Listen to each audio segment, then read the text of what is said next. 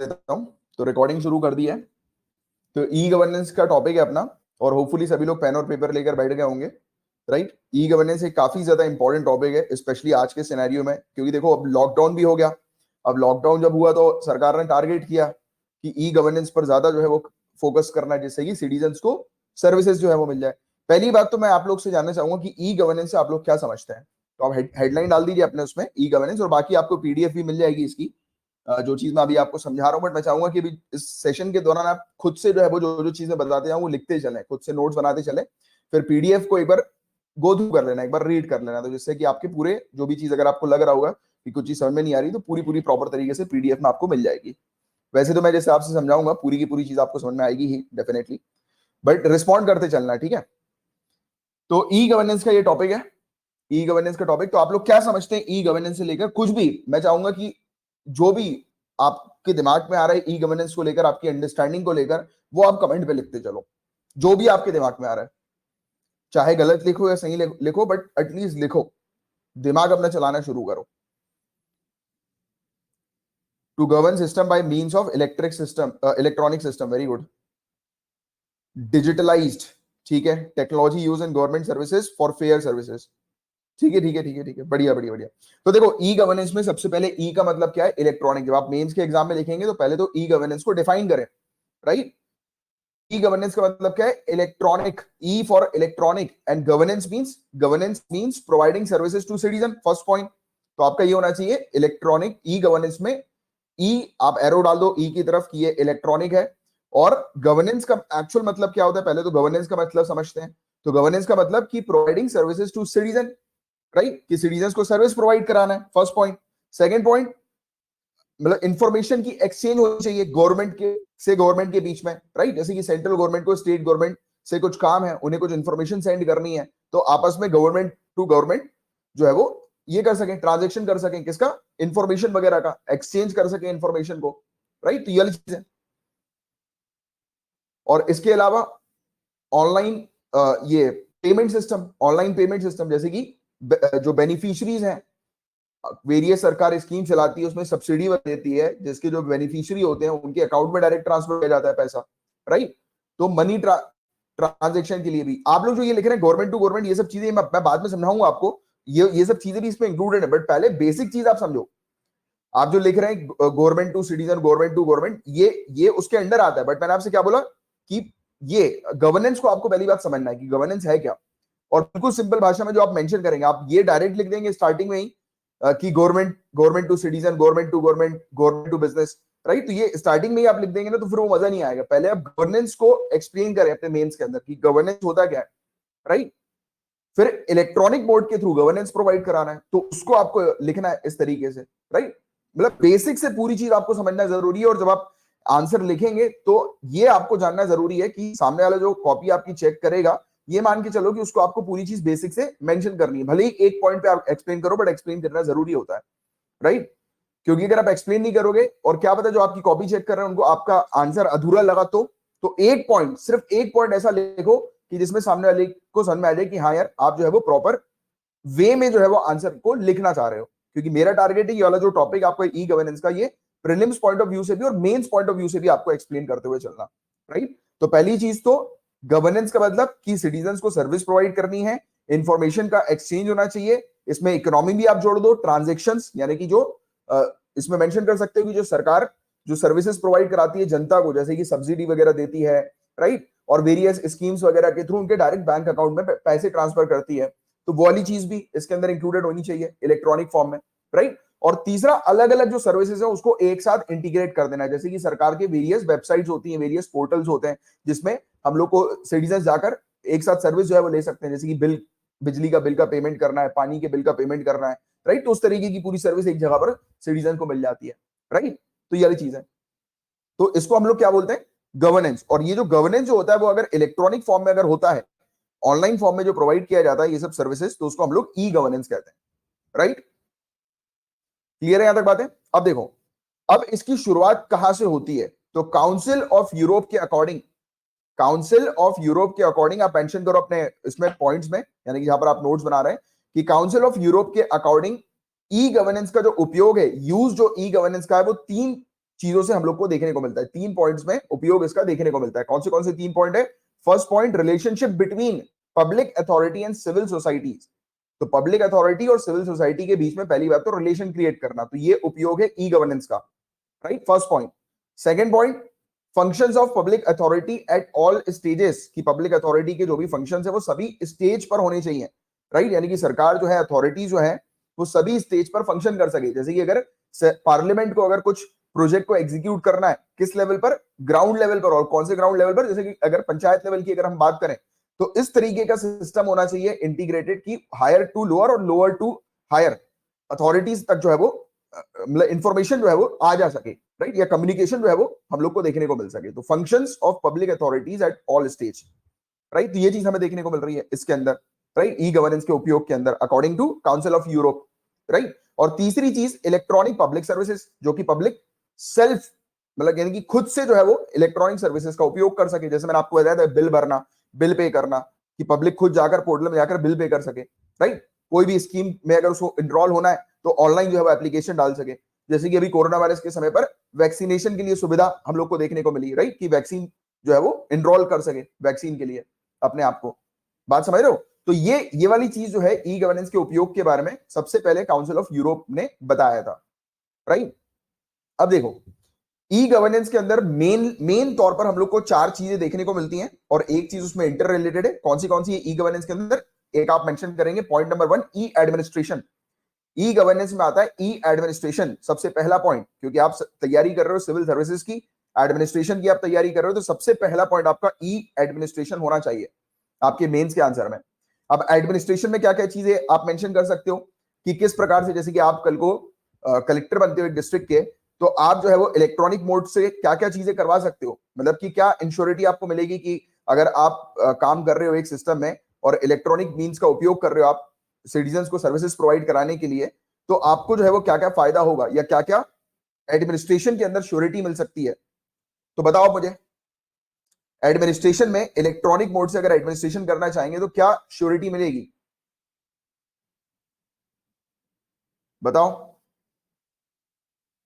बिल्कुल, पेमेंट हुआ कि नहीं मतलब ट्रांसपेरेंसी, पेमेंट हुआ कि नहीं मतलब ट्रांसपेरेंसी, बिल्कुल सही बात। और बताओ, अकाउंटेबिलिटी भी मेंशन करो कि प्रोजेक्ट जो दिया गया है वो प्रोजेक्ट एग्जीक्यूट हो रहा है कि नहीं हो रहा, तो ये इलेक्ट्रॉनिक मोड के थ्रू पता लगेगा, राइट। इलेक्ट्रॉनिक मोड में सामने पैनल पर आप जब कलेक्टर बनेंगे तो सामने पैनल पर आपके पास पूरी चीजें रहेंगी, राइट, आपको पता लगेगा कि प्रोजेक्ट किस प्रकार से आगे बढ़ रहा है। बिल्कुल सही बात, स्टेटस, राइट, कि प्रोजेक्ट का क्या स्टेटस है उसके बारे में पता लगेगा, राइट। और तीसरी और सबसे बड़ी चीज रिकॉर्ड्स, क्योंकि पब्लिक सर्विसेज के अंदर रिकॉर्ड जो है वो सबसे इंपॉर्टेंट रोल प्ले करता है। अगर रिकॉर्ड नहीं होंगे तो फिर कहां से हो पाएगा? तो रिकॉर्ड इज वेरी इंपॉर्टेंट। तो आप ये 3 पॉइंट सबसे टॉप पर लिखेंगे, डेटा स्टोर, रिकॉर्ड, जो कि एक ही पॉइंट हम लोग को देखने को मिलता है, ट्रांसपेरेंसी और अकाउंटेबिलिटी। ये 3 पॉइंट हम लोग को देखने को मिलेगा जो कि आपको मेंशन करना है कि ई गवर्नेंस कैसे ई एडमिनिस्ट्रेशन में हेल्प करता है। क्वेश्चन भी वाला बन सकता है कि बताओ, मेंशन करो पॉइंट्स कि ई गवर्नेंस जो है वो किस प्रकार से ई एडमिनिस्ट्रेशन में मदद करता है या फिर एडमिनिस्ट्रेशन में मदद करता है ई गवर्नेंस। तो आप ये सब पॉइंट जो है वो अपने आंसर में मेंशन करेंगे, बुलेट पॉइंट्स, राइट। इसके अलावा अब जनता को सर्विसेज प्रोवाइड कराना है, राइट, तो उसमें मदद करता है। तो दूसरा आपका ई गवर्नेंस का पिलर होना चाहिए ई सर्विसेज।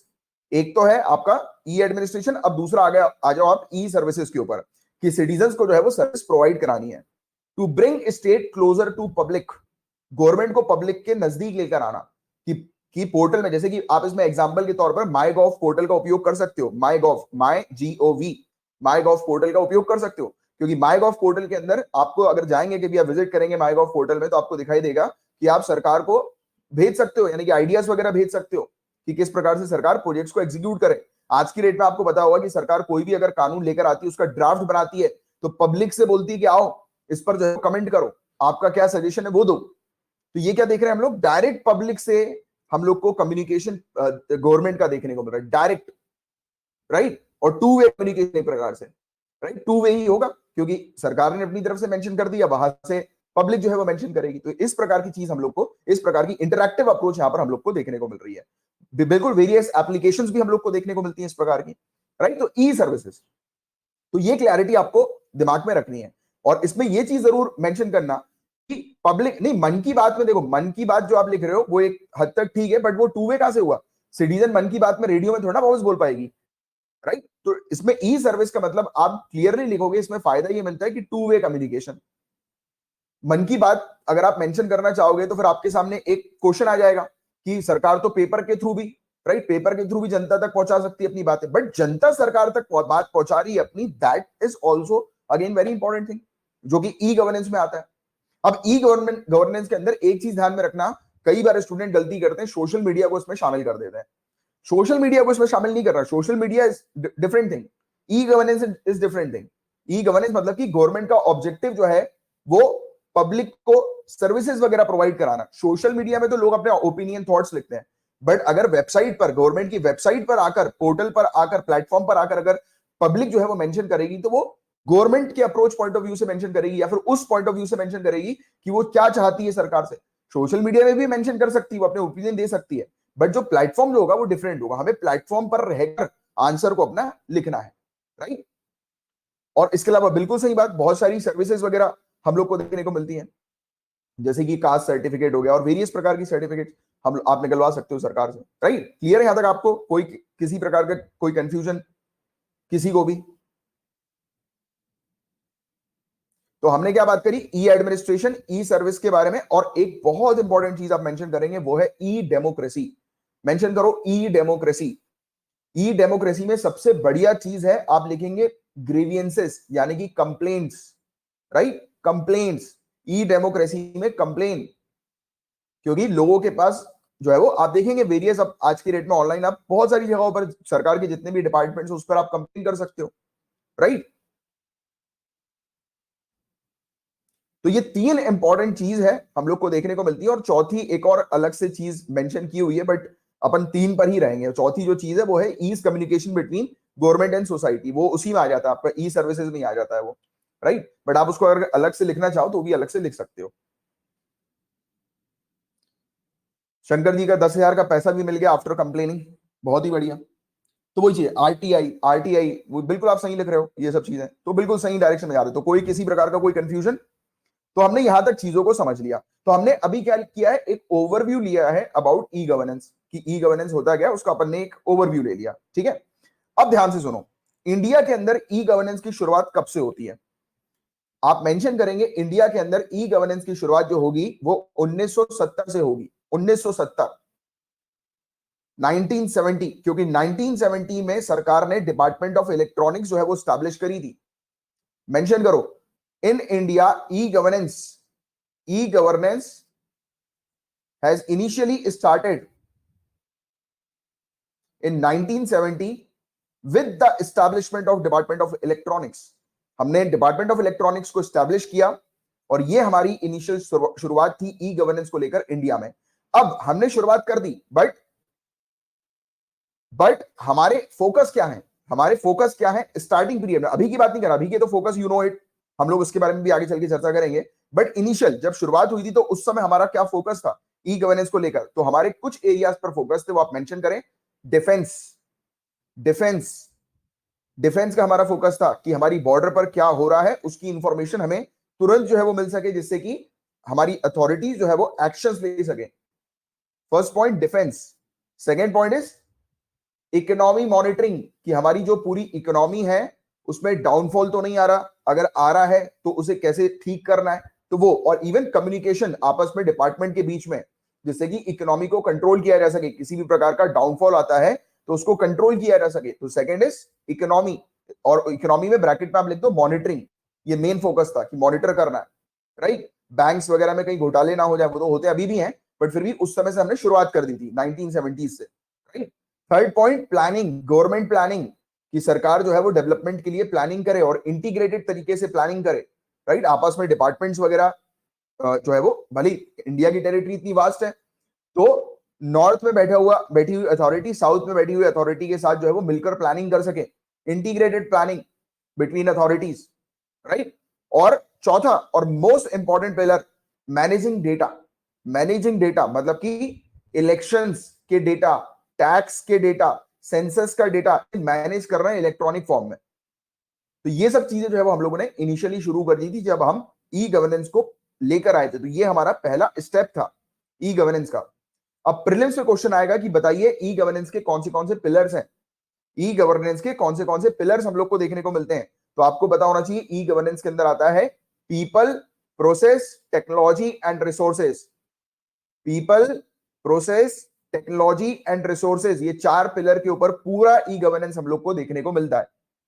अब आप बोलोगे कैसे देखने को मिलता है, तो लोग सबसे पहले सर्विस किसको देनी है गवर्नेंस में, मैंने भी आपको एक्सप्लेन किया था, लोगों को सर्विस देनी है, जनता को सर्विस देनी है, राइट। दूसरा एक टेक्नोलॉजी था कि टेक्नोलॉजी की मदद से हमें देखने को मिलेगा कि जनता तक सर्विसेज पहुंचाई जाएंगे। अब उस सर्विस को पहुंचाने के लिए किसी प्रोसेस की आवश्यकता होगी, राइट। तो एक है प्रोसेस, और चौथा रिसोर्सेस, कि रिसोर्स प्रॉपर तरीके से एलोकेट होंगे, राइट। सिर्फ ये चार पिलर्स के ऊपर पूरा का पूरा ई गवर्नेंस बेस्ड, और ये चार पिलर्स के बारे में आपसे डायरेक्टली प्रीलिम्स में क्वेश्चन पूछा जा सकता है। तो ये चार पिलर्स होपफुली आपने नोट डाउन कर लिए होंगे। अच्छा, अभी हमने बात करी थी कि हमने डिपार्टमेंट ऑफ इलेक्ट्रॉनिक्स को एस्टैब्लिश किया था, that was our first step, वो हमारा पहला स्टेप था ई गवर्नेंस को लेकर, राइट। फिर क्या हुआ, 1977 हम एनआईसी लेकर आए, नेशनल इंफॉर्मेटिक्स सेंटर। तो आप मेंशन कर सकते हैं जहां पर आपने 1970 लिखा होगा डिपार्टमेंट ऑफ इलेक्ट्रॉनिक्स, उसी के आगे एक लाइन बनाकर, मतलब कि वो डेट वाली लाइन जो होती है ना, उसको बनाकर आप 1977 लिखकर उसको सर्कल कर सकते हैं, और उसके आगे लिख दीजिएगा नेशनल इंफॉर्मेटिक्स सेंटर। हमने एनआईसी स्टैब्लिश किया, और एनआईसी ने सबसे बढ़िया ये काम किया था कि इसने डिस्ट्रिक्ट इंफॉर्मेशन सिस्टम को लॉन्च कर दिया। डिस्ट्रिक्ट इंफॉर्मेशन सिस्टम यानी कि अभी तक स्टेट गवर्नमेंट और सेंट्रल गवर्नमेंट के बीच में ही कम्युनिकेशन होते थे, इनकी अथॉरिटीज के बीच में ही मतलब इंटीग्रेशन हम लोग को देखने को मिलता था। अब डिस्ट्रिक्ट लेवल तक इन्होंने जो है वो सिस्टम को शुरू कर दिया, इंफॉर्मेशन सिस्टम को डिस्ट्रिक्ट लेवल तक।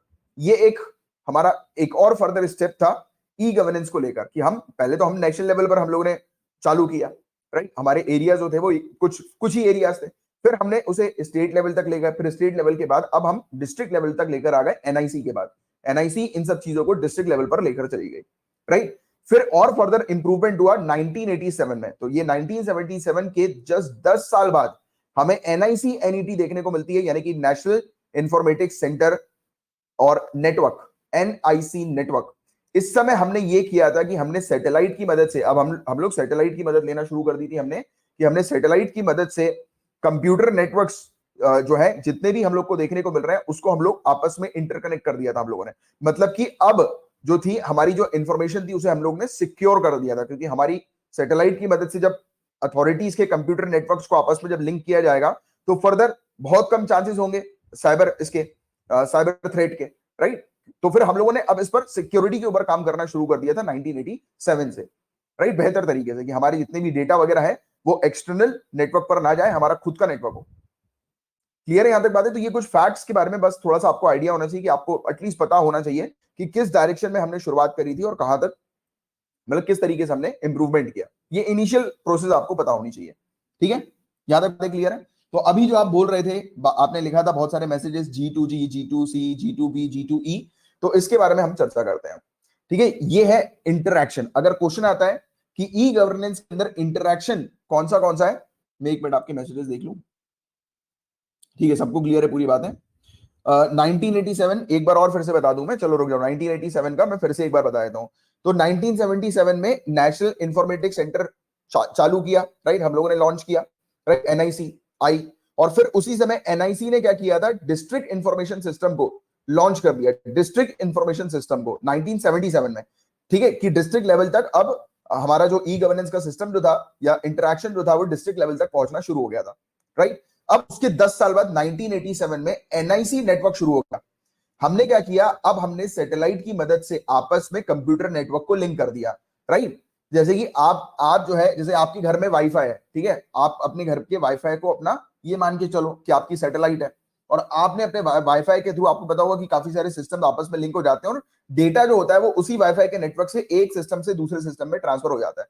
ये वाली बात भी पता होगी ना आपको, मैं इंटरनेट की बात नहीं कर रहा, इंटरनेट को आप बंद कर दो, सिर्फ अपने वाईफाई को कनेक्ट कर दो अपने सिस्टम के साथ पूरे, तो आप देखिएगा आपके सिस्टम का डेटा जो है वो सिर्फ वाईफाई के माध्यम से ही एक कंप्यूटर से दूसरे कंप्यूटर में चला जाएगा।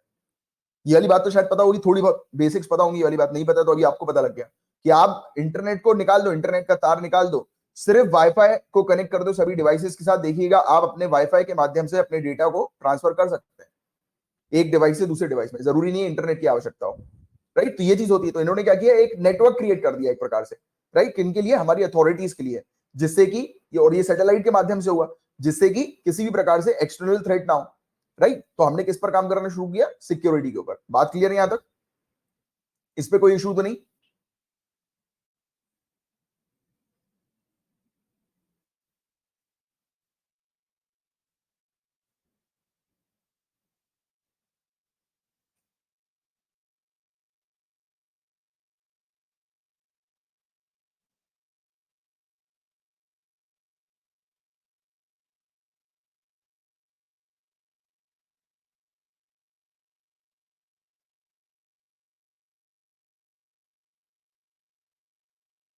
ये पता नहीं मेरा थोड़ा सा ये, नहीं अभी मैं बोल नहीं रहा था इसलिए नहीं आ रही थी आरती जी, कोई बात नहीं, मेरा ये एकदम पता नहीं क्यों पीछे चले आ रही है चैट्स बार बार। चलो ठीक है डन, मुझे पूछा था, ठीक है चलो ठीक है। अब देखो types of interaction in e governance, अगर ये क्वेश्चन आता है कि ई गवर्नेंस के अंदर इंटरैक्शन के टाइप जो है वो कौन से हैं, ई गवर्नेंस में इंटरैक्शन के टाइप्स कौन से हैं, तो government to government, G to G, G और न्यूमेरिकल टू और फिर जी लिखेंगे आप, जैसे कई बार प्रीलिम्स में आ जाएगा कि बताओ इनमें से ई गवर्नेंस के इंटरैक्शन के टाइप्स कौन से हैं, तो गवर्नमेंट टू गवर्नमेंट की गवर्नमेंट टू गवर्नमेंट इंटरैक्ट करे, ठीक है।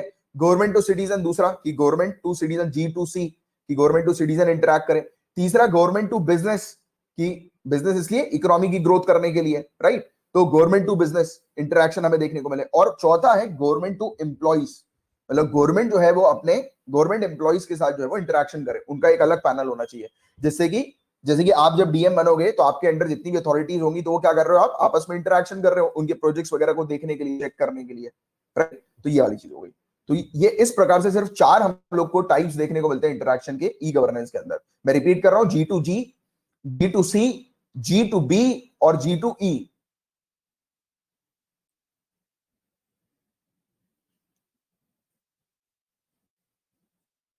ठीक है, क्लियर है यहां तक बातें?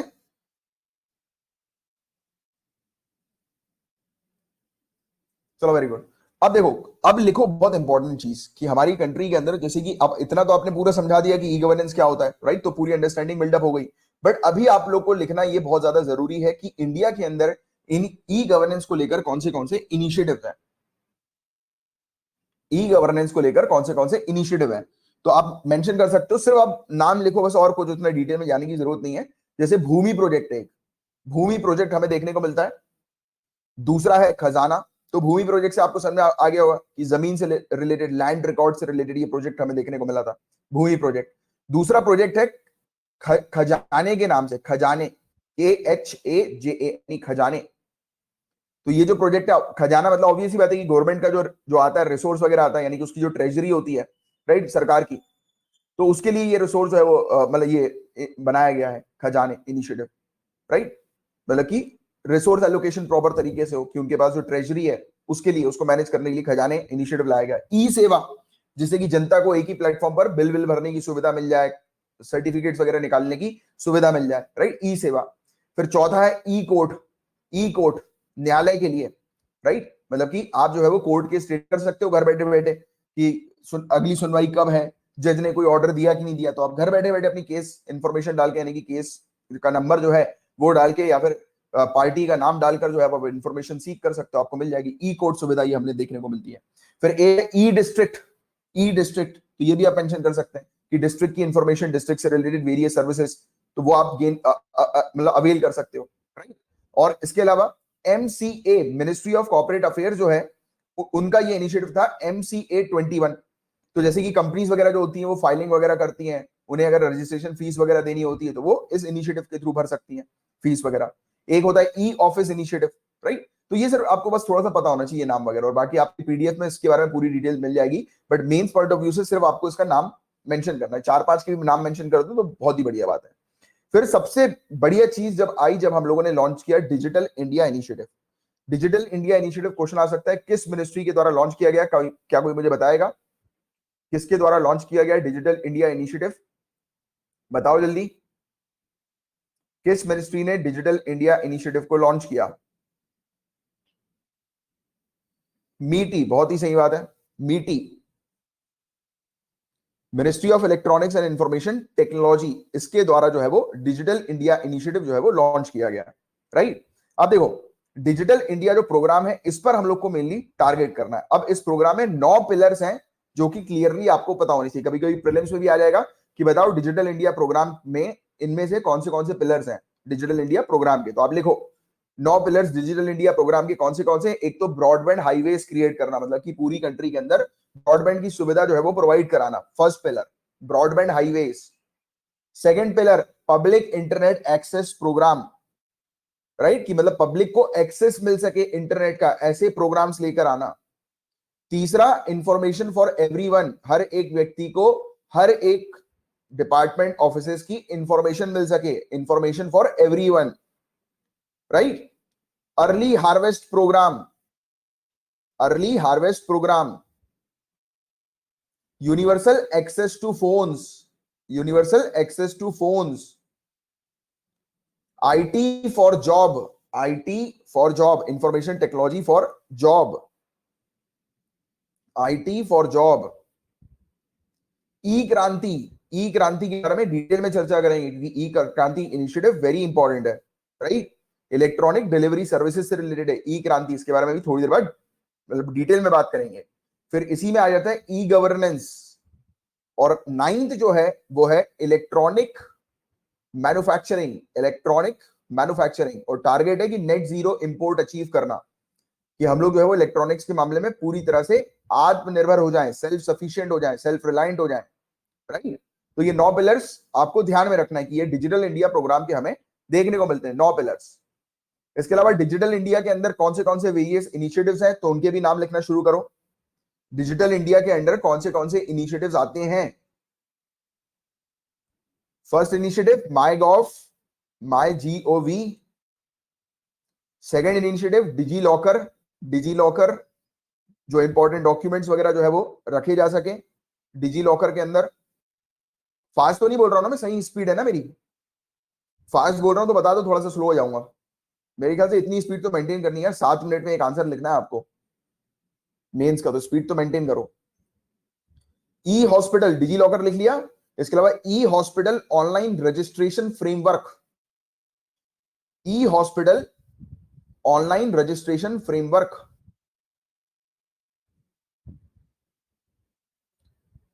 चौथा national scholarship portal for students, national scholarship portal. पांचवा दर्पण, तो देखो ये सब तो नाम से ही समझ में आ रहा है कि किस किस से रिलेटेड होंगे। पांचवा दर्पण है, दर्पण, तो दर्पण से रिलेटेड क्वेश्चन बनेगा, ठीक है, क्योंकि 5 में तो आप मतलब ये 4 की अभी हमने बात करी तो कोई भी बता देगा कि ये 4 जो है वो किससे रिलेटेड। दर्पण पूछ लेंगे कि दर्पण क्या है। तो स्टेट के अंदर जो भी हाई प्रायोरिटी के जो प्रोजेक्ट्स होते हैं उनको मॉनिटर करने के लिए दर्पण है। दर्पण में हम लोग देखते हैं ना चीजों को, अपने इमेज को देखते हैं, राइट। तो स्टेट जो है वो सही तरीके से प्रोजेक्ट को एग्जीक्यूट कर रही है कि नहीं कर रही, तो उसका इनिशिएटिव है दर्पण। तो याद रखिएगा दर्पण स्टेट के अंदर जो हाई प्रायोरिटी के जो प्रोजेक्ट्स हैं उनको मॉनिटर करने के लिए दर्पण इनिशिएटिव है। फिर एक है प्रगति, इसका फुल फॉर्म आपसे पूछा जा सकता है। प्रगति, इसका फुल फॉर्म है pro active governance and timely implementation, कि प्रोएक्टिव गवर्नेंस होना चाहिए, सिटीजंस को सर्विसेज जो है वो एक्टिव तौर पर हर प्रकार की सर्विसेज मिलनी चाहिए, और साथ ही साथ टाइम पर ये पूरी चीज इंप्लीमेंट होनी चाहिए। एग्जीक्यूशन जो होना चाहिए that will be on time, या that should be on time. तो ये प्रगति इनिशिएटिव है। फिर इसके अलावा common service centre 2.0, common service centre 2.0, इसका टारगेट है कि रूरल एरियाज पर एक सर्विस सेंटर्स होने चाहिए, कॉमन सर्विस सेंटर, जहां पर पूरी की पूरी सर्विसेज, सेवाएं जो है वो डिजिटल सर्विसेज रूरल सिटीजंस को जो है वो मिल सके, पूरी की पूरी डिजिटल सर्विसेज। 8वां है मोबाइल सेवा, कि मोबाइल बैंकिंग हो गया या इस प्रकार की चीजें, कि मोबाइल के माध्यम से सिटीजंस को जो है वो सर्विसेज मिल सके, गवर्नमेंट सर्विसेज। इसके अलावा 9वां है जीवन प्रमाण, जीवन प्रमाण, क्वेश्चन यहां से भी बनेगा। जीवन प्रमाण जो है वो किसके लिए इनिशिएटिव है, तो पेंशनर्स के लिए इनिशिएटिव है। जो पेंशनर्स होते हैं ना, आपको पता होगा कि जिनको पेंशन मिलती है उनको बार बार जो है वो जाकर अपने डॉक्यूमेंट्स वगैरह जो है वो दिखाने पड़ते हैं अपनी पेंशन को कंटिन्यू करने के लिए। उनको मतलब पीरियोडिकली जो है वो जाना पड़ता है बैंक्स वगैरह, और दूसरी सेवा लेनी होती है तो उनको अपना सर्टिफिकेशन देना पड़ता है। तो यहां पर क्या कर दिया है, बायोमेट्रिक, आधार बायोमेट्रिक ऑथेंटिकेशन सिस्टम बनाया गया है पेंशनर्स के लिए। लाइफ सर्टिफिकेट, एग्जैक्टली, जीवन प्रमाण लाइफ सर्टिफिकेट। इसमें क्या होता है कि उनको जो है अगर सर्विसेज चाहिए होती है तो उनको कहीं जाने की जरूरत नहीं पड़ती, यानी कि किसी जगह पर वो बायोमेट्रिक ऑथेंटिकेशन के थ्रू जो है उनको सर्विस जो है वो मिल जाती है वाली, राइट। जैसे आधार में हमारा अंगूठा लगता है तो उसके थ्रू उन्हें मिल जाएगी, अपने डॉक्यूमेंट्स बार बार कलेक्ट करके उनको नहीं ले जाने पड़ेंगे कहीं पर भी। तो ये वाली चीज हमें देखने को मिल रही है।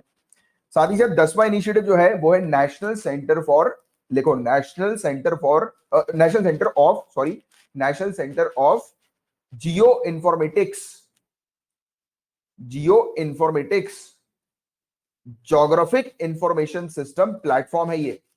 जीआईएस प्लेटफॉर्म है, जैसे हम लोग जीआईएस बोलते हैं ना, जोग्राफिक इंफॉर्मेशन सिस्टम प्लेटफॉर्म है, जिसके थ्रू मतलब ज्योग्राफी की इंफॉर्मेशन यानी कि अलग अलग जगहों की इंफॉर्मेशन जो है वो शेयर की जा सके एक प्लेटफॉर्म पर, राइट। अलग अलग जगहों की इंफॉर्मेशन, अलग अलग जगहों की डिटेल्स, और कोलैबोरेट करके अलग अलग अथॉरिटीज मिलकर इस प्लेटफॉर्म पर जो है वो वेरियस डेवलपमेंटल प्रोजेक्ट्स की प्लानिंग कर सकते हैं, और फिर उसका एग्जीक्यूशन हो रहा है कि नहीं हो रहा तो उसको चेक भी कर सके, मॉनिटर भी कर सके। तो ये एक इंटीग्रेटेड प्लेटफॉर्म हमें देखने को मिलता है। फिर 11वां है नेशनल ई गवर्नेंस प्लान, जिसके अंदर टोटल 31 प्रोजेक्ट्स आते हैं। You don't need to remember such 31 projects, और जितने मैंने आपको ये 11 बता दिया है, मतलब मैं आपको जो इन्फॉर्मेशन दे रहा हूं वो थोड़ा एक्स्ट्रा दे रहा हूं, जिससे कि आप ये इन सब में से अगर 4-5 भी पॉइंट्स लिख दोगे तो मेंस में आपको पूरे नहीं लिखना है, 4-5 भी लिख दोगे तो भी वेल एंड गुड। और हम पूरा इसलिए डिस्कस कर रहे हैं कि कल को अगर प्रीलिम्स में भी आ जाए तो आप रिमेंबर कर सको, चीजों को याद रख सको, ठीक है। तो ये वाला इनिशिएटिव हम लोगों ने देखा, ये पूरे के पूरे डिजिटल इंडिया के अंदर हम लोग को इनिशिएटिव देखने को मिलता है। अब बात करेंगे ई क्रांति की, जो कि काफी ज्यादा इंपॉर्टेंट है। ई क्रांति, तो लिखो ई क्रांति, नेशनल ई गवर्नेंस प्लान 2.0, ये हम लोग को देखने को मिलता है। नेशनल ई गवर्नेंस प्लान है ई क्रांति, 2015 में इसे अप्रूव किया गया था। इसका विजन आपसे पूछा जा सकता है, इसका विजन क्या है, या फिर ऑप्शंस दे दिए जाएंगे कि बताओ ई क्रांति का विजन क्या है। तो मेंशन करना है transforming e governance for transforming governance, transforming e governance यानी कि ई गवर्नेंस को ही ट्रांसफॉर्म करना है, उसमें रिफॉर्म लेकर आना है, नई नई चीजें उसमें लेकर आनी है। और किस चीज के लिए, कि गवर्नेंस ट्रांसफॉर्म हो जाए, यानी कि गवर्नेंस के अंदर एक सुधार आ जाए। तो आप ई गवर्नेंस को ट्रांसफॉर्म करोगे जिससे कि गवर्नेंस में सुधार आ जाएगा, राइट। तो उसका ये मेन विजन के साथ ई क्रांति काम करता है। अब ई क्रांति के अंदर टोटल 44 प्रोजेक्ट्स हैं, मतलब मिनिमम 44 प्रोजेक्ट्स आप मेंशन कर सकते हो कि 44 प्रोजेक्ट्स इसके अंदर हम लोग को देखने को मिलते हैं। अब इसके कुछ मेन एरियाज है, उस पर आप फोकस करो, सब प्रोजेक्ट के ऊपर ध्यान नहीं रखना है, इसके मेन एरियाज के ऊपर फोकस करना है कि ई क्रांति के अंदर किन किन चीजों को टारगेट किया गया है। तो ई क्रांति के अंदर टारगेट किया गया है एजुकेशन को, ई एजुकेशन को। सभी स्कूल्स को ब्रॉडबैंड के साथ जो है वो लिंक किया जा रहा है, जितने भी स्कूल्स हैं ब्रॉडबैंड के साथ जो है वो उनको लिंक किया जा रहा है, यानी कि इंटरनेट कनेक्टिविटी स्कूल्स में प्रोवाइड की जा रही है ई एजुकेशन इनिशिएटिव के अंदर। यहां पर एक PMGDISHA, ये इनिशिएटिव लिख लो, ये बहुत इंपॉर्टेंट है, ये आएगा PMG दिशा, PMG दिशा, प्रधानमंत्री ग्रामीण डिजिटल साक्षरता अभियान, लिटरेसी इनिशिएटिव ये हमें देखने को मिल रहा है। साक्षरता अभियान, प्रधानमंत्री ग्रामीण डिजिटल साक्षरता अभियान, इसका ये फुल फॉर्म है। और आपको ये हिंदी में ही मेंशन करना है, राइट, इंग्लिश में नहीं मेंशन करना है पीएमजी दिशा को, क्योंकि पीएमजी दिशा इनिशिएटिव यही, इसका फुल फॉर्म यही है, राइट।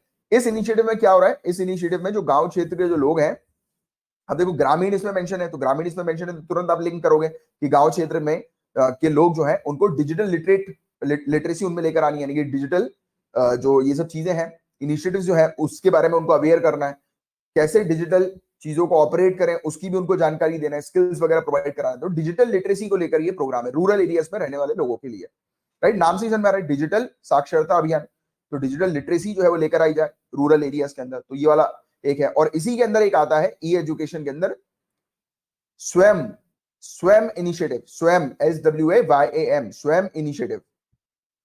इस स्वयं इनिशिएटिव के अंदर क्या है ये भी मेंशन कर लो, ये भी प्रीलिम्स में आएगा तो you should able to mark. इस इनिशिएटिव के अंदर 9th क्लास से लेकर ग्रेजुएशन तक के जितने भी कोर्सेज हैं ये सभी के लिए एक्सेसिबल बना दिए गए हैं ऑनलाइन, कि 9 से लेकर ग्रेजुएशन तक के कोर्सेज जो है वो सभी लोग जो है वो फ्री ऑफ कॉस्ट में एक्सेस कर सकते हैं। तो ये स्वयं इनिशिएटिव हमें देखने को मिल रहा है। क्लियर है यहां तक बातें? तो ये एक हम लोग को इनका main area, right, main targeted area education से रिलेटेड, ई एजुकेशन से रिलेटेड देखने को मिला, किसका, ई क्रांति का। अब दूसरा टारगेटेड एरिया है ई हेल्थ केयर, जो कि आज की डेट में बहुत ज्यादा इंपॉर्टेंट है। Right, health care services online जो है वो लोग अवेल कर सकें। तीसरा जो है वो फार्मर्स के लिए है, फार्मर्स को टारगेट किया गया है, स्पेशली फार्मर्स को, जैसे कि ऑनलाइन इंफॉर्मेशन मिल सके कि प्राइस क्या चल रहा है उनके क्रॉप का, राइट, उससे रिलेटेड। सेकेंड वाला ई हेल्थ केयर है, e health care, e health care, electronic health care की हेल्थ केयर सर्विसेज लोगों तक पहुंचानी है। आप बस बुलेट पॉइंट याद रखोगे कि इसमें आप डिटेल में आपको लिखने की ना मेंस में जरूरत है ना यहां पर जरूरत, क्योंकि मेंस में भी आपको वर्ड लिमिट होती है ना, तो उस वर्ड लिमिट के अकॉर्डिंग आपको पूरे टॉपिक को अच्छे से कवर करके चलना है। तो इसलिए मैं आपको मतलब थोड़े ऑप्शन ज्यादा दे रहा हूं, बट इसमें भी आप 4-5 भी लिखेंगे तो भी चलेगा, राइट, कि इस प्रकार से कि आपका 150-250 वर्ड्स में पूरा आंसर जो है वो ई गवर्नेंस का पूरा कॉम्प्रिहेंसिव टॉपिक आप कवर कर लो।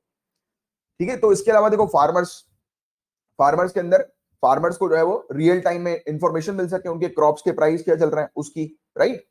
ऑनलाइन ऑर्डर, कि ऑनलाइन ऑर्डर वगैरह की सुविधा भी हो जाए, कि फार्मर्स का जो लिंक है, जैसे कि होता है ना कि बड़े बड़े ये सुपरमार्केट्स वगैरह हम लोग को देखने को मिलते हैं, तो उनके साथ जो है वो लिंकअप हो जाए फार्मर्स का किसी प्रकार से, तो इस पर भी टारगेट किया गया है, राइट, इनिशिएटिव के अंदर। फिर सिक्योरिटी, अब सिक्योरिटी में यहां पर इसकी बात नहीं हो रही, साइबर सिक्योरिटी, साइबर सिक्योरिटी अलग है, ये सिक्योरिटी जनता की सिक्योरिटी की बात हो रही है। जैसे कि फॉर एग्जांपल कहीं पर कोई डिजास्टर आता है तो उसकी पहले से इंफॉर्मेशन मिल जाए कि देखो साइक्लोन आने वाला है, राइट, तो वो वहां की पे रहने वाली जो जनता है उन तक इंफॉर्मेशन मिल जाए तुरंत, इस प्रकार की कि डिजास्टर से बचने के लिए रियल टाइम बेसिस पर इंफॉर्मेशन जो है वो जनता तक पहुंचाई जा सके, तो ये सिक्योरिटी भी इसके अंदर मेंशन किया है। अब बात होती है फाइनेंशियल इंक्लूजन की। अब पहले तो ये जानो कि फाइनेंशियल इंक्लूजन का मतलब क्या होता है। फाइनेंशियल इंक्लूजन का मतलब ये है, सिंपल सा मतलब, आप चाहो तो इसकी डेफिनेशन भी मेंशन कर सकते हो, availability and equality of opportunities to access financial services. पहली बात तो फाइनेंशियल सर्विसेज जितनी भी होती हैं, राइट, फाइनेंशियल सर्विसेज के अंदर क्या क्या आ रहा है, लोगों का अकाउंट खुलवाना, बैंकिंग सेवाएं जो है उनको मिल सके, ये भी फाइनेंशियल सर्विसेज है। लोन्स के लिए वो अप्लाई कर सके ऑनलाइन, राइट, इस प्रकार की सर्विसेज, राइट। तो ये जितनी भी सर्विसेज हैं उनका एक्सेस की अपॉर्चुनिटी, कि सभी को इक्वलिटी हो, कि सभी को इक्वल तरीके से जो है अपॉर्चुनिटी मिले, राइट, फाइनेंशियल सर्विसेज की, और साथ ही साथ अवेलेबिलिटी, कि सभी जगह अवेलेबल होना चाहिए। देखो अवेलेबिलिटी और एक्सेसिबिलिटी में बहुत बड़ा डिफरेंस है, राइट। एक तो चीजें अवेलेबल हैं बट उसको लोग एक्सेस नहीं कर पा रहे, तो ऑब्वियस सी बात है कि दोनों में तालमेल बैठेगा नहीं, और अगर लोग एक्सेस कर पा रहे हैं और अगर प्रॉपर सर्विस है ही नहीं वहां पर अवेलेबल, तो भी तालमेल नहीं बैठेगा। तो ये दोनों चीज एक साथ लिखी जाती, बट इन दोनों में ही डिफरेंस है, तो अवेलेबिलिटी एंड एक्सेसिबिलिटी, राइट, तो ये चीज आप ध्यान में रखना, और इक्वल तरीके से अपॉर्चुनिटी मिलनी चाहिए फाइनेंशियल सर्विसेज की, तो ये फाइनेंशियल इंक्लूजन में ये सब आ जाता है। अब सरकार क्या करती है, किस प्रकार से सर्विस प्रोवाइड करा रही है, कि गांव-गांव क्षेत्रों में एटीएम कि लोग पैसे निकाल सकें, कॉमन सर्विस सेंटर की डिजिटल सर्विसेज को अवेल कर सकें, तो ये फाइनेंशियल इंक्लूजन के अंदर आता है। क्लियर है बातें, किसी प्रकार का कोई कंफ्यूजन? अब छठा पॉइंट, जस्टिस, कि लोग बाग जो है जैसे कि अगर कंप्लेन कर सके ऑनलाइन, तो ये भी इसके अंदर आ जाएगा, अपने कोर्ट का स्टेटस चेक कर सकें, ये भी इसके अंदर आ जाएगा, राइट। तो ये सब चीजें हमें देखने को मिल रही है, जस्टिस। फिर इसके अलावा प्लानिंग, और प्लानिंग जो होनी चाहिए वो national GIS mission mode project के तहत होनी चाहिए, national GIS mission mode project के तहत प्लानिंग, की ज्योग्राफी के आधार पर, यानी कि उस एरिया पर जो लोकल नीड्स जिस टाइप की है उस टाइप के प्लान्स बनाए जाए, राइट, क्योंकि अल्टीमेटली सिटीजन के लिए प्लान बनाना है। तो ई क्रांति इस पर भी टारगेट करता है, जीआईएस के ऊपर मेनली एम्फेसाइज करता है कि अगर आप प्लानिंग कर रहे हो तो जीआईएस के आधार पर करो, कि उस ज्योग्राफिकल क्षेत्र की इंफॉर्मेशन पहले निकालो और नीड्स देखो कि क्या नीड्स है उस पर्टिकुलर रीजन की, उसके अकॉर्डिंग फिर प्लानिंग करो, राइट। अब फिर आठवां जो आता है वो है साइबर सिक्योरिटी। तो इन एरियाज पर या इन पर्टिकुलर आप कह सकते हो कि हम लोग को ये देखने को मिल रहा है, ये मेन एरियाज जो है टारगेटेड एरियाज हैं जिस पर मेनली ई क्रांति काम करती है। ठीक है, यहां तक कोई कंफ्यूजन किसी को किसी प्रकार की? आज लंबा खींचिए, 10 मिनट एक्स्ट्रा हो गया, चलो कोई बात नहीं, बस 5-1 मिनट का और टॉपिक बचा है, 5-7 मिनट का, फिर खत्म हो जाएगा। अब हम चर्चा करते हैं, ये सब बातें हमने अच्छे से कवर कर ली, इनिशिएटिव भी देख लिया है, ई गवर्नेंस क्या होता है वो भी हमने समझ लिया बहुत अच्छे से, राइट। डिजिटल इंडिया के बारे में भी बात कर ली, पिलर्स क्या होते हैं, ये डिजिटलाइजेशन के, वो सब चीजें भी हम लोग ने डिटेल में कवर कर ली। अब बेनिफिट्स, ई गवर्नेंस की क्या बेनिफिट है, तो वो हमने पहले हालांकि कवर किया हुआ था, बट आप पॉइंट वाइज लिख लो। ट्रांसपेरेंसी एंड अकाउंटेबिलिटी पहला बेनिफिट, ट्रांसपेरेंसी एंड अकाउंटेबिलिटी। दूसरा benefit, reach of governance expanded via e governance, की जो रीच है गवर्नेंस की वो एक्सपेंड हो गई है, राइट, ई गवर्नेंस के माध्यम से। पहले लिमिटेड थी, पहले लोगों को ऑफिस में चल के आना पड़ता था, आज की डेट में मोबाइल फोन से, ऑनलाइन के माध्यम से। पहला जो है ट्रांसपेरेंसी एंड अकाउंटेबिलिटी, पहला है ट्रांसपेरेंसी एंड अकाउंटेबिलिटी, और दूसरा है reach of governance expanded. Governance की जो रीच है, यानी कि सरकार जो सर्विसेज डिलीवर करती है जनता को, सिटीजन को, तो वो एक्सपेंड कर दी गई है, क्योंकि ई माध्यम से, क्योंकि ज्यादातर लोग जो है वो एक्सेस कर सकते हैं। इसके अलावा improved public administration, improved public administration, public administration में इंप्रूवमेंट हुआ है इस चीज के चलते, राइट। और इकोनॉमिक डेवलपमेंट प्रमोट हुआ है, प्रमोटिंग इकोनॉमिक डेवलपमेंट, कि इकोनॉमिक डेवलपमेंट में प्रमोशन हम लोग को देखने को मिला है, डेवलपमेंट हमें देखने को मिला है, राइट। और सर्विस डिलीवरी इंप्रूव हो गई है। तो ये आप मेनली 5 बेनिफिट्स तो जरूर लिखिएगा ही, 4 भी लिख दो तो भी चलेगा, बट ये आपको आइडिया होना चाहिए, राइट। रटने की, देखो मैंने आपको हमेशा बोला है सिविल सर्विसेज की तैयारी में कुछ रटने की जरूरत नहीं है, चीजों को रिलेट करो, राइट, प्रैक्टिकली चीजों को देखने की कोशिश करो, तो ऑटोमेटिकली आपके पॉइंट्स आपके फिंगर टिप्स पर रहेंगे, राइट। चलो, अब बेनिफिट देख लिया हमने, अब बेनिफिट से तो काम चलेगा नहीं, हमें चैलेंजेस भी देखना जरूरी है कि बेनिफिट हो गए, बट अभी प्रॉब्लम्स क्या है, ई गवर्नेंस को प्रॉपर तरीके से फुल पोटेंशियल से एग्जीक्यूट करने में प्रॉब्लम्स कहां पर आ रही, तो प्रॉब्लम्स भी बताना जरूरी है सिविल सर्विसेज की तैयारी कर रहे हो तो चैलेंजेस के अंदर 3 मेन चैलेंजेस है जिन पर टारगेट किया जाता है, इकोनॉमिक, सोशल और टेक्निकल। लिखो आप, अब इसमें मैं चाहूंगा फ्लो चार्ट बना लो, ऊपर लिख दो चैलेंज, एक कॉर्नर पर लिख दो इकोनॉमिक, दूसरे बीच में लिख दो सोशल, और तीसरी साइड टेक्निकल लिख दो, तो 3 चैलेंजेस है टोटल। अब इनके अंदर हम पॉइंट्स को देखेंगे 3 चैलेंजेस के अंदर, राइट, इकोनॉमिक, सोशल और टेक्निकल के अंदर। तो इकोनॉमिक चैलेंज के अंदर क्या होता है, बताओ मुझे, आप बताओ इकोनॉमिक चैलेंज क्या है सबसे बड़ा, सिर्फ इकोनॉमी के बारे में सोचो कि ई गवर्नेंस को एग्जीक्यूट करने में सबसे बड़ा और सबसे मेन चैलेंज क्या है, बताओ बताओ, मैं आपके आंसर चाहता हूं, नीचे जल्दी जल्दी कमेंट बॉक्स पे लिखो, भले ही गलत लिखो पर लिखो, थोड़ा दिमाग तो लगाओ कि क्या प्रॉब्लम्स है। Lack of finance, exactly, cost, cost सबसे बड़ा, कैपिटल इंटेंसिव, बिल्कुल बिल्कुल सही बात, बिल्कुल सही डायरेक्शन में जा रहे हो आप।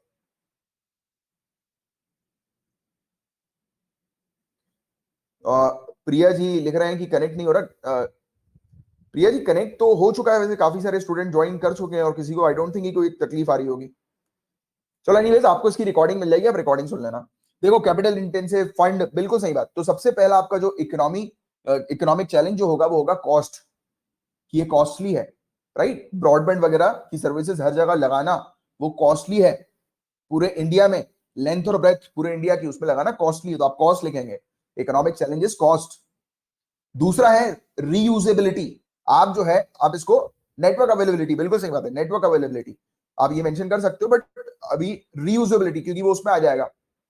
देखो नेटवर्क अवेलेबिलिटी, अब नेटवर्क आप जहां पर वो डिवाइस को लगाओगे वहां पर तो नेटवर्क मिल जाएगा ना, तो नेटवर्क अवेलेबिलिटी वो इस टाइप से मत देखो कि हर जगह नेटवर्क नहीं आता, वो इंफ्रास्ट्रक्चर में आप मेंशन कर सकते हो, बट एकदम नेटवर्क अवेलेबिलिटी मत लिखना। हमें टारगेट किस चीज पर करना है, कि इंफ्रास्ट्रक्चर के ऊपर, राइट। और इंफ्रास्ट्रक्चर कब हम लोग सेटअप कर पाएंगे, जब हमारे पास पैसा आएगा। तो बिल्कुल बैकग्राउंड पे चले जाओ, रिवर्स, मतलब चीजों को कभी भी आपको अच्छे से समझना है ना, तो रिवर्स वे में समझने की कोशिश करोगे तो चीजें अच्छे से दिमाग में बैठ जाएंगी। तो देखो, अपन एक रीयूजेबिलिटी का बड़ा चैलेंज है। रीयूजेबिलिटी होता क्या है कि काफी सारी एप्लीकेशंस बनती है, काफी सारे स्टार्टअप अलग अलग एप्लीकेशंस वगैरह बनाते हैं, राइट। तो एक सॉफ्टवेयर जो है, यानी कि एक एप्लीकेशन के लिए जो एक सॉफ्टवेयर बना है वो दूसरे में तो अप्लाई नहीं होगा, दूसरे में फिर अलग पैसा खर्च करना पड़ेगा, राइट। तो ये रीयूजेबिलिटी की बड़ा इशू हम लोग को देखने को मिलता है, रीयूजेबिलिटी का इशू है, तो आप ये रीयूजेबिलिटी एक मेंशन कर सकते हो, रीयूजेबिलिटी, राइट। कि आप जो है, जैसे कि ये टेक्निकल चीजें जितनी भी हम लोग को देखने को मिलती है, इलेक्ट्रॉनिक्स जितने भी है, तो आप इसको, जैसे कि आने वाले समय में जैसे कि एडवांसमेंट हुआ, तो जो आउटडेटेड जो टेक्नोलॉजी होगी वो किसी काम की बचेगी नहीं, राइट। तो उसको आप यूज नहीं कर पा रहे हो, रीयूज नहीं कर पा रहे हो, तो वो वाली एक बड़ी दिक्कत है कि आपने एक बार इन्वेस्ट किया और आप देखिए ना कितनी तेजी से टेक्नोलॉजी में इंप्रूवमेंट हम लोग को देखने को मिलता जा रहा है।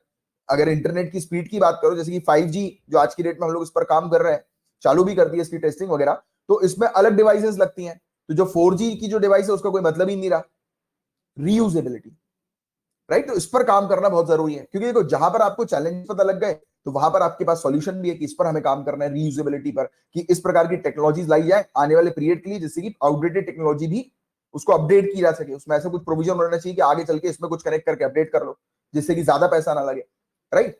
क्योंकि एक बार आप खुद सोचो ना, आपका जो पुराना मोबाइल था जो आप कीपैड वाला मोबाइल यूज करते थे पहले के समय पर, अब नहीं यूज करता कोई, अब उसको कोई मतलब ही नहीं निकला, राइट। उसको हालांकि उसके कुछ पार्ट्स निकाल कर आप रिसाइकल करवा सकते हो, बट रिसाइकल यूनिट्स भी तो हमारे पास उतनी नहीं है। तो इन सब चीजों पर आपको ध्यान रखना है। नहीं, इकोनॉमी में नहीं आएगा ना, ई वेस्ट इकोनॉमी में कैसे आएगा? अभी हम ई गवर्नेंस के टॉपिक पर हैं, e waste is totally different topic. ये ई गवर्नेंस का टॉपिक है, आपको गवर्नेंस पॉइंट ऑफ व्यू से, अभी मैंने आपको बोला ना इकोनॉमी, इकोनॉमी के बारे में अभी आप सोचो सिर्फ पैसा। ई वेस्ट तो दूसरे ही आप सेक्टर पे चले गए, आप अभी इकोनॉमी के बारे में सोचो, पैसा। रीयूजेबिलिटी में भी तो पैसा ही आता है ना। आप अगर किसी प्रोडक्ट को रीयूज नहीं कर पा रहे तो क्या हुआ, आपका पैसा वेस्ट हो गया। तो ये इकोनॉमिक चैलेंज है, राइट। तो इकोनॉमिक के साथ रिलेट करते चलो, आपको वो नहीं होना है, शिफ्ट नहीं होना है। अभी मैंने आपको बोला ना इकोनॉमिक, फिर सोशल की बात करेंगे, फिर टेक्निकल की बात करेंगे। तो इकोनॉमिक, फिर दूसरी बात मेंटेनेंस। अब मेंटेनेंस कॉस्ट भी हाई रहती है, तो उसमें भी पैसा लग रहा है मेंटेन करना इन सब डिवाइसेस को, राइट। तीसरा पॉइंट मेंटेनेंस या मेंटेनेबिलिटी, राइट। अवेलेबिलिटी, अवेलेबिलिटी भी है, बट अवेलेबिलिटी इकोनॉमी में नहीं आएगा ना। अब पैसा और अवेलेबिलिटी में डिफरेंस है, यह बात भी तो समझो। अवेलेबिलिटी और पैसा, इसमें डिफरेंस है। आपको सिर्फ अभी इकोनॉमिक के फैक्टर पर स्टिक रहना है, क्योंकि आप अगर मेंस के आंसर में इकोनॉमी के फैक्टर को छोड़कर दूसरे फैक्टर अगर मेंशन कर लोगे तो उनको तो ये लगेगा ना कि आप जो है वो डायरेक्शन लेस हो, आप डायरेक्शन के अकॉर्डिंग जो है वो चीज वो नहीं लिख रहे हो अपने आंसर को। और फिर वो क्या होगा, आपका एक आंसर गड़बड़ जहां हुआ वहां वो आपके दूसरे आंसर पर भी आपको जस्टिस नहीं देगा जो आपकी कॉपी चेक कर रहा होगा, क्योंकि वो अपने माइंड पर, ये ह्यूमन नेचर होता है, वो बना लेगा अपने माइंड पर एक चीज कि अरे यार। तो इसलिए कहते हैं मेंस का हर एक आंसर जो होना चाहिए ना आपका, वो नियर बाय ऐसा होना चाहिए कि सिर्फ आप जो क्वेश्चन पूछा गया उसी के अकॉर्डिंग आप आंसर लिखें। इधर उधर फ्लो करते हैं ना, तो वो क्या होता है कि वो समझ जाता है जो कॉपी चेक कर रहा होता है, फिर वो आपको हो सकता है, क्योंकि हमें सब प्रोबेबिलिटी लेकर चलनी है ना कि आपको दूसरे उसमें जस्टिस ना मिले। चलो एनीवेज आगे बढ़ते हैं। तो पोर्टेबिलिटी, एक तो अब देखो ये सब डिवाइसेस होती हैं, ब्रॉडबैंड के टावर इतने बड़े बड़े हैं, अब इनको एक जगह से दूसरी जगह ले जाना डिफिकल्ट हम लोग को देखने को मिलता है, right.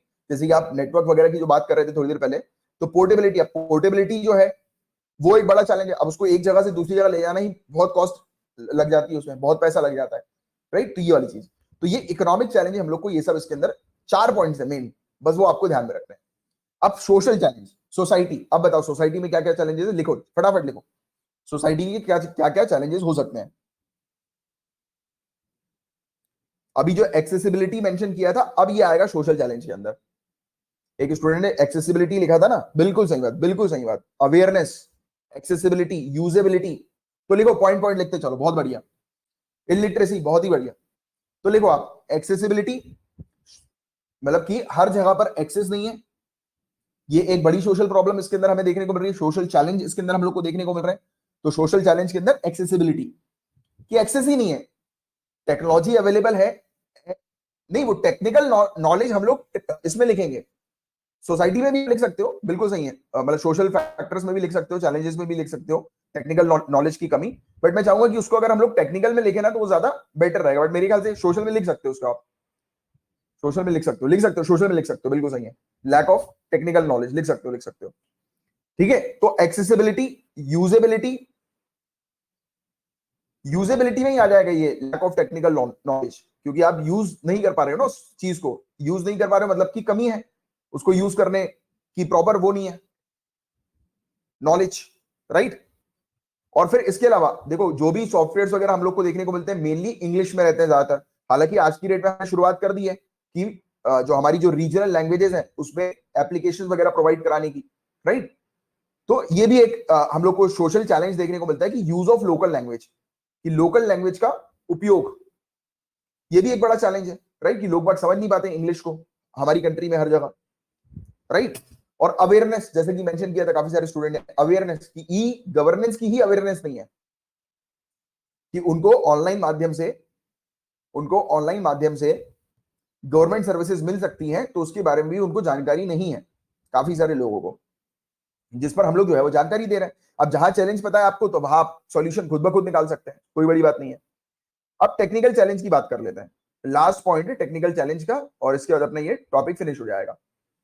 Technical challenge, technical challenge में वही सबसे बड़ा चैलेंज, जैसे कि हमने थोड़ी देर पहले ही डिस्कस किया था रीयूजेबिलिटी का, राइट। रीयूजेबिलिटी की बात करी थी ना इकोनॉमिक सेंस में, तो उसको आप टेक्निकल चैलेंज में भी इंटेरोपेरेबिलिटी, इंटेरोपेरेबिलिटी के पॉइंट में लिख सकते हो कि आप एक एप्लीकेशन को, एक सॉफ्टवेयर को, एक डिवाइसेस को दूसरे में उपयोग नहीं कर सकते, तो ये चीज आप मेंशन कर सकते हो। प्रिवेसी, बिल्कुल सही बात। सिक्योरिटी, प्रिवेसी और ऑथेंटिकेशन। आज की डेट में इतने हैकर्स हो गए हैं, आपके सामने एक लिंक भेज देंगे, वेबसाइट बिल्कुल सरकारी लगेगी, या फिर चलो छोड़ो फेसबुक, जैसे कि फेसबुक दिखता है, जैसा सभी ने फेसबुक को देखा है, ट्विटर को देखा है, सेम वैसे ही वेबसाइट जो है वो भेज दी जाएगी। फिशिंग बोलते हैं उसको, फिशिंग बोलते हैं, फिशिंग तरीके से वो करते हैं। हाँ, वो प्रिवेसी के अंदर आ जाएगा, इंक्रिप्शन। तो फिशिंग वगैरह वाली वेबसाइट जो है वो दे दी जाएगी, और जिसमें लोग बाग अपने पासवर्ड डाल देते हैं और फिर बड़ी दिक्कत आ जाती है। तो ये सब चीजें, तो ये टेक्निकल चैलेंजेस कुछ हम लोग को देखने को मिल रहे हैं, जिस पर काम करने की आवश्यकता है। ठीक है, तो इसी के साथ अपना पूरा टॉपिक फिनिश होता है, बट अभी भी फिनिश नहीं हुआ है। एक क्वेश्चन है आप लोग के लिए, क्वेश्चन देखो। 150 वर्ड में इसका आंसर लिखना है कि what are the challenges in e governance. क्या चैलेंजेस ई गवर्नेंस में है, and how will you overcome these challenges, कि आप कैसे इन चैलेंजेस को ओवरकम कर सकते हो। सजेस्ट करो आपके सजेशन इस चैलेंजेस को ओवरकम करने के लिए, खत्म करने के लिए। ठीक है, तो चलो यहां पे ये वाली क्लास खत्म होती है। पीडीएफ में आपको ये इसके सजेशन भी मिल जाएंगे। मैं भी आपको पीडीएफ फॉरवर्ड कर देता हूं थोड़ी देर में। उसकी भी आज की जो करंट अफेयर्स की पीडीएफ है वो भी फॉरवर्ड करनी है, और उसी के साथ ये भी कर दूंगा। ठीक है, और इसका अभी ऑडियो लेक्चर रिकॉर्डिंग भी भेज रहा हूं मैं, रिकॉर्डिंग भी भेज रहा हूं। ठीक है, चलो, किसी प्रकार का कोई कंफ्यूजन किसी को तो नहीं है ना, सब क्लियर है। ई गवर्नेंस बहुत इंपॉर्टेंट। अरे ई गवर्नेंस में कोई स्टार्ट करने से पहले एक चीज बतानी थी, भूल ही गया मैं। ई गवर्नेंस जो टॉपिक है ना गाइस, ये आपके मेंस में जीएस पेपर 2 के अंदर है, क्लियरली लिखा हुआ। इसकी इंपॉर्टेंस मैं बता रहा हूं आपको इस टॉपिक की, मुझे स्टार्टिंग बताना चाहिए था, सॉरी मैं भूल गया। तो आप देखिए जीएस पेपर 2 के अंदर आप बकायदा देखेंगे, एक पॉइंट आपको मिलेगा, role of civil services and democracy के ऊपर वाला पॉइंट है, important aspects of governance, transparency and accountability. इसमें लिखा हुआ है ई गवर्नेंस एप्लीकेशंस।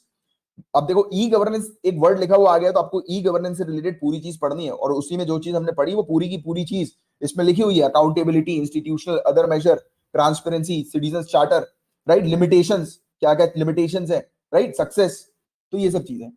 तो ये देखिए आप, ई गवर्नेंस का एक ऐसा टॉपिक है जो कि मेंस में डेफिनेटली आने की बहुत ज्यादा संभावना होती है, 99% प्लस संभावना होती है।